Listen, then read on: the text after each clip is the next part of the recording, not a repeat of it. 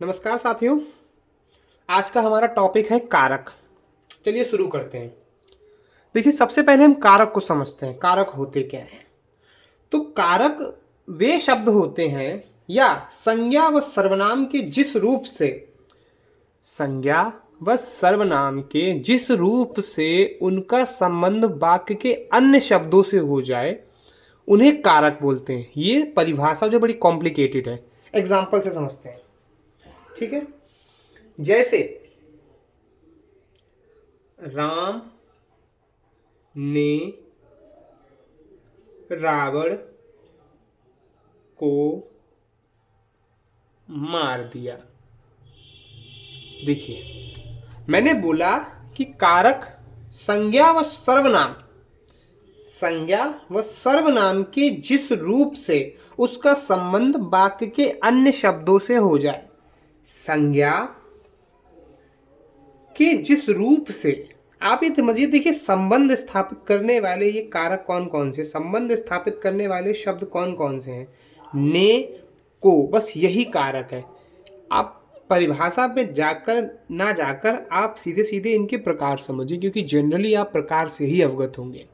ठीक है, आपको कुछ कुछ समझ में आया होगा। अभी हम आगे जब इनके प्रकार पढ़ेंगे तो आप इजीली समझ जाएंगे। वरना आप ये समझिए कि बस संबंध स्थापित करते हैं।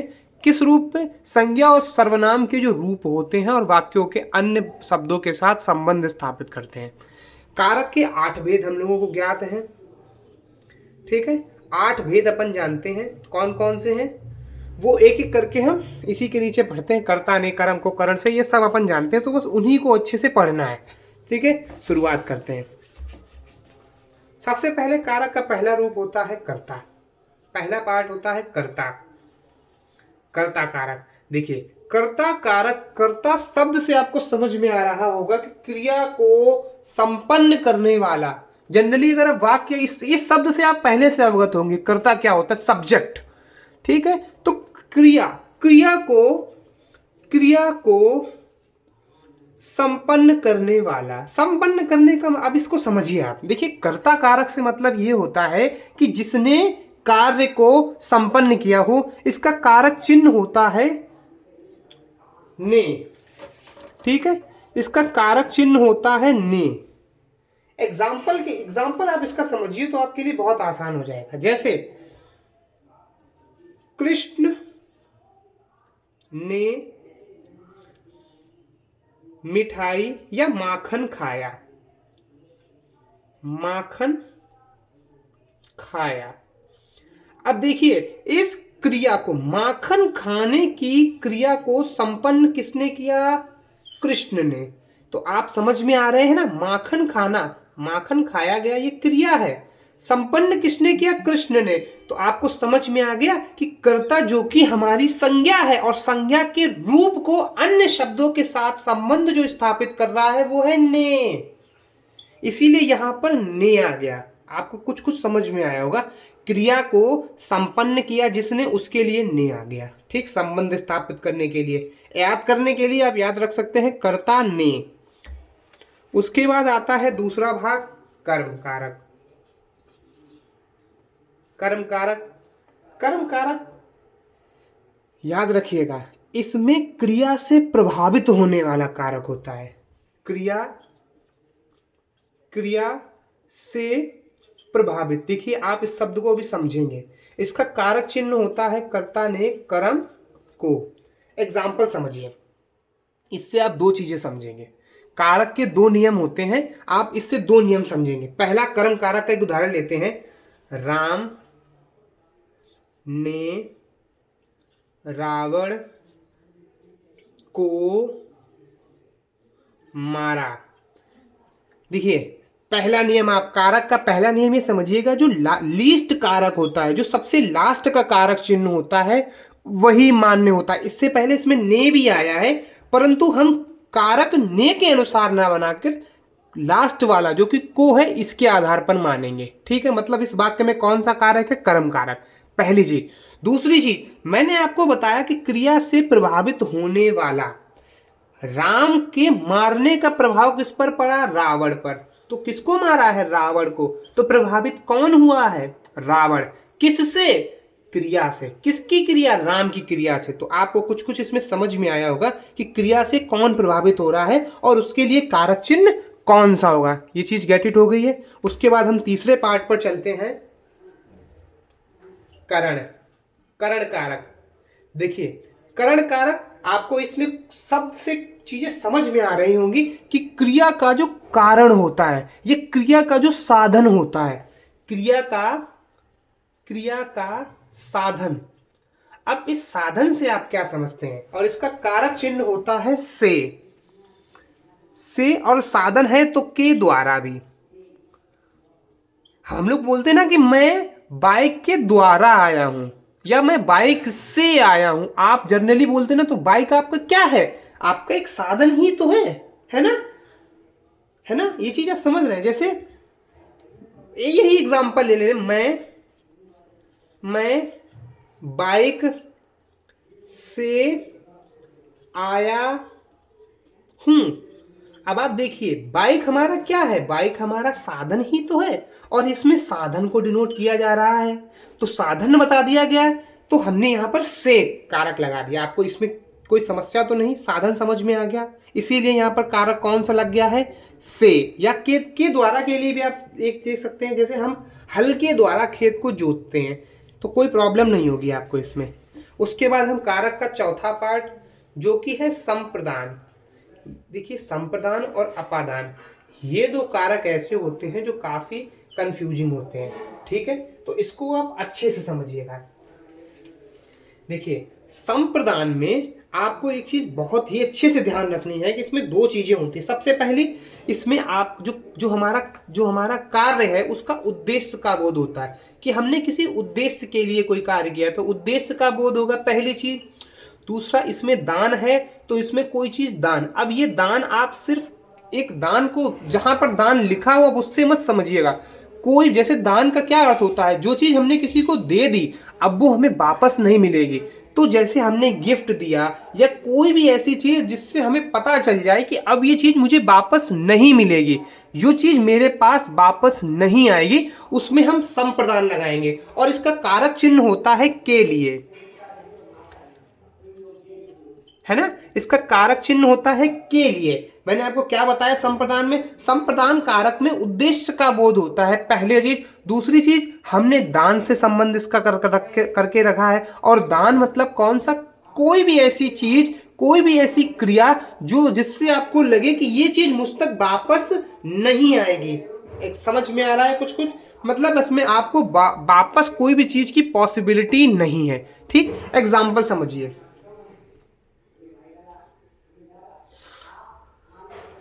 राम ने मोहन को, या नहीं, ये को आ जाएगा। राम ने श्याम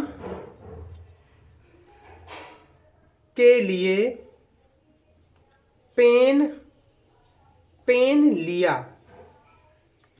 ठीक है, देखिए वैसे तो इसमें कारक स्पष्ट आपको दिख गया है, के लिए आ गया तो संप्रदान कारक होगा, परंतु कई एग्जाम्पल्स ऐसे होते हैं जिसमें आपको के लिए नहीं होगा, और आपको उसके अर्थ से समझना होगा, आपको उसके उद्देश्य से समझना होगा। जैसे सेठ ने भिखारी को चावल दिया। अब देखिए, अब यहां पर आप समझिए, इसमें हमारा प्रभावित होने वाला कारक कुछ नहीं है। इसमें सेठ के द्वारा भिखारी को दान दिया गया चावल, तो आप इसमें आंख बंद करके संप्रदान लगाएंगे। ठीक है, जनरली के लिए लिखा होता है, पर अगर नहीं है तो आप उसका अर्थ समझिएगा, आपके लिए बहुत चीजें आसान हो जाएंगी। संप्रदान कारक हो गया। इसके बाद की चीजें बहुत आसान है, कोई ज्यादा लोड लेने की आवश्यकता नहीं है। ये चार कारक हो गए। पांचवा कारक है अपादान। पांचवा कारक है अपादान। देखिए अपादान, इसमें चीजों का अलगाव होता है। अपादान से आप जब भी अपादान कारक बोलेंगे तो आप इसके साथ जरूर बोलेंगे कि इसमें अलगाव होता है। ठीक है, इसमें चीजों का अलगाव होता है।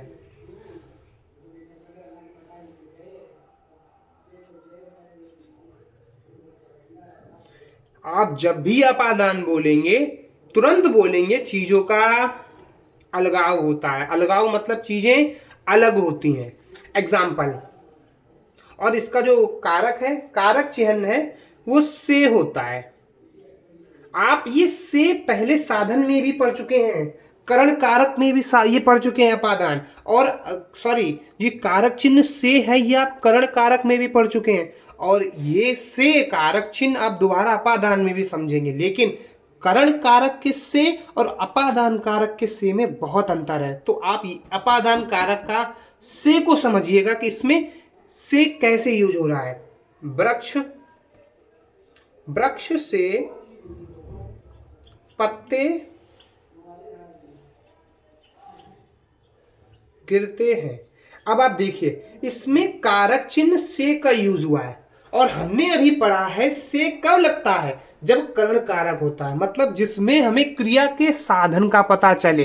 परंतु इसमें हमें क्रिया के साधन का नहीं पता चल रहा, इसमें हमें पता चल रहा है वृक्ष से पत्तों का अलग होना। गिरने का मतलब है कि वृक्ष से पत्तियां अलग हो रही हैं। और जब अलगाव होगा, आप कारक चिन्ह को ना देखकर सीधे उस पे अपादान कारक लगाएंगे। दिमाग इसमें एक्स्ट्रा नहीं लगाना जब भी आपको अलगाव दिखाई पड़े। जैसे हिमालय, ये बहुत ही फेमस एग्जांपल्स मैं बता रहा हूं आपको।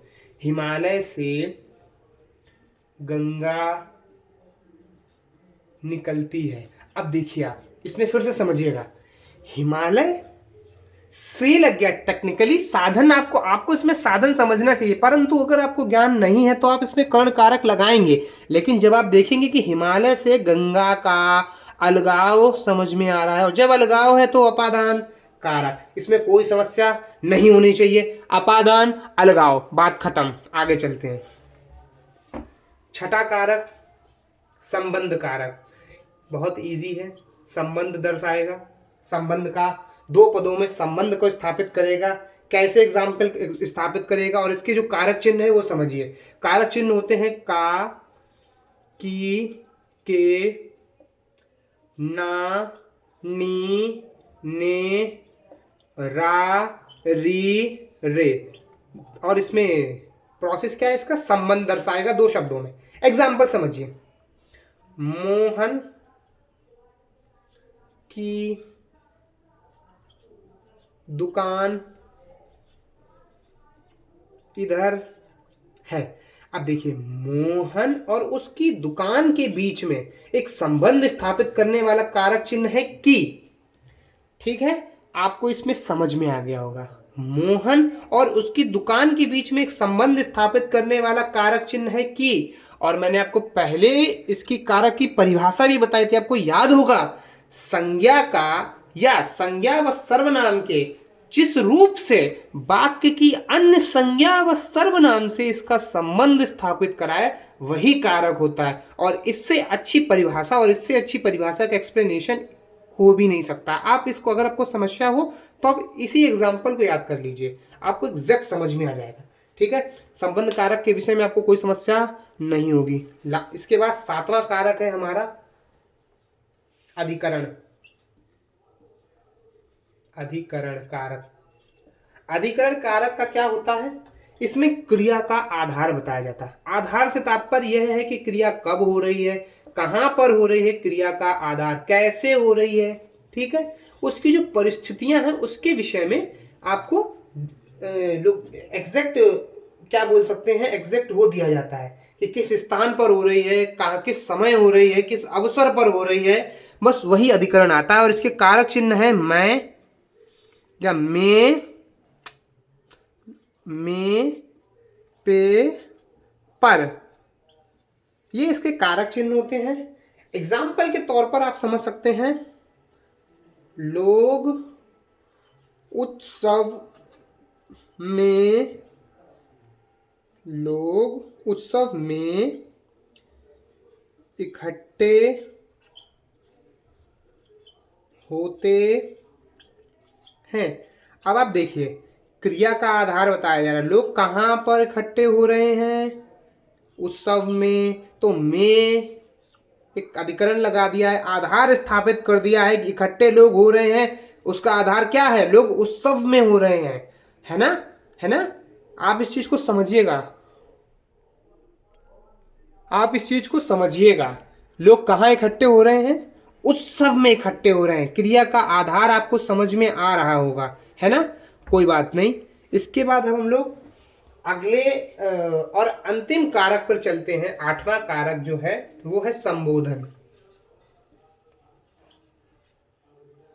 संबोधन, देखिए अधिकरण अगर आपको समझ में नहीं आया है तो आप कारक चिन्ह मैं पै पर याद कर लीजिए। इसके एग्जाम्पल्स एक दो मुझे दिमाग में भी आ नहीं रहे हैं, जैसे आऊँगा मैं आपको बीच में ही तुरंत बता दूंगा, ठीक है। उसके बाद हम लोग संबोधन पे चलते हैं। संबोधन कारक जो कि कारक का अंतिम भाग है, और इसमें किसी को पुकारना या किसी का संबोधन करना, है ना। संबोधन में आपको समझ में आ रहा है, किसी को पुकार रहे हैं, किसी को संबोधित करते हुए कुछ बोल रहे हैं, तो इसमें संबोधन में, और इसका जो कारक चिन्ह होते हैं वो होते हैं हे, ओ और अरे। एग्जाम्पल के तौर पर हे भगवान, हे भगवान मेरी रक्षा कीजिए। अब एक चीज आपको ध्यान रखनी पड़ेगी, जब हम किसी को संबोधित करते हैं तो संबोधन का चिन्ह भी लगेगा, और जब संबोधन का चिन्ह लग जाएगा तो आप इस चीज से बहुत ही भली भांति परिचित हो जाएंगे। आपके कारक और कारक की परिभाषा के साथ साथ कारक के मैंने 8 पार्ट आपको क्लियर करा दिए हैं, आपको ये अच्छे से याद होने चाहिए। सबसे पहला था कर्ता, कर्ता का कारक चिन्ह था ने, इसका परिभाषा थी क्रिया को संपन्न करने वाला। उसके बाद कर्ता ने के बाद कर्ता ने कर्म को, फिर करण से, संप्रदान के लिए, अपादान से अलग होने पर आप याद रखिएगा, संबंध काकी के, नानी ने, रारी रे, अधिकरण मैं पै पर। अधिकरण में क्या होता है, आधार बताया जाता है कि किस स्थान पर क्रिया हुई, क्या समय था, क्या परिस्थिति थी। उसके बाद संबोधन हे, ओ, अरे। इसी के साथ कारक टॉपिक आपका समाप्त होता है। आप इसकी अच्छे से प्रैक्टिस करिए। तब तक के लिए धन्यवाद।